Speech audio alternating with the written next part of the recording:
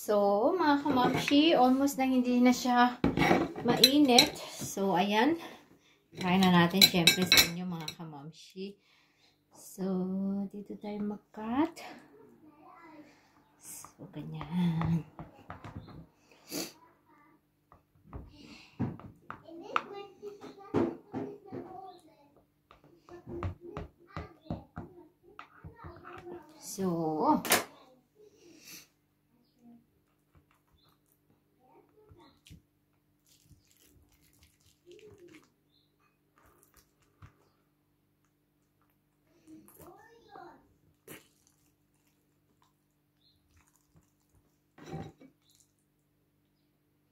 So, ayan mga kamamshi, di ba? Sarap!